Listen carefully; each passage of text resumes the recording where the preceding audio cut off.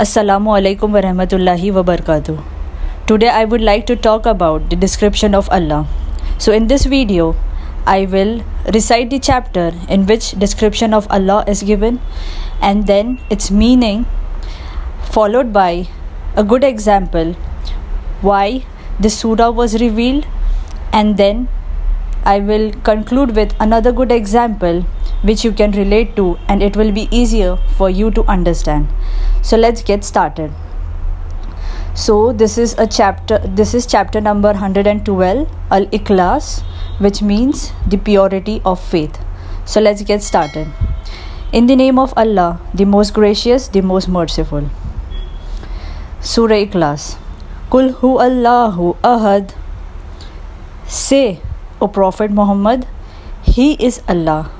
He is only one and unique. Allahu Samad, and the eternal, which means never ending. The exact meaning of Allahu Samad is Allah is the self-sufficient master. All creation needs Him. He neither eat nor drink, nor does He feel tired. Lam yalid wa lam yulad, the one who did not give birth to anyone, nor anyone gave birth to him. So he has no children nor any parents. Walam yakul lahu kufuwan ahad, no one is comparable to him.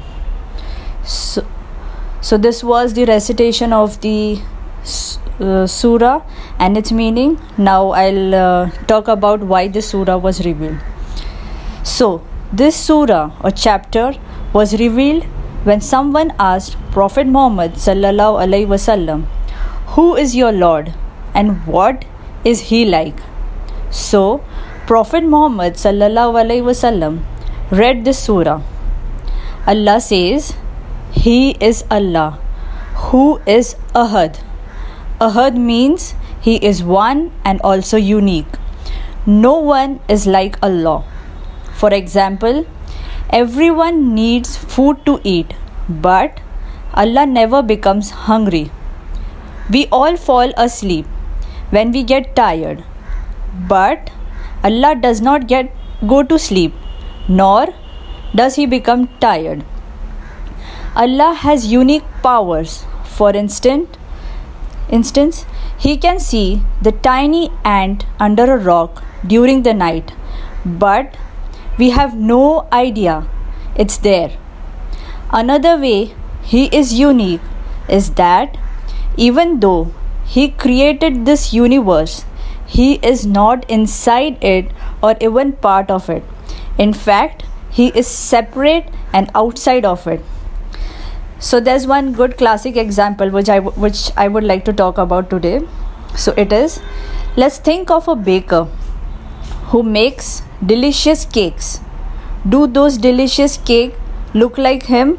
I mean the baker? Well, of course not. Also, when the baker puts the cake in the oven, does he go inside the oven with them? Again, no. So just because the baker created them, it doesn't mean he is like the cake. In the similar way, Allah created us, but He is not like us, nor is Allah part of His creation. He is separate and outside of His creation, just like the baker is separate from his cakes. Finally, if the God had a creator who was even greater than Him, He would not really be a God anymore, as He would not have the total power and control over the universe.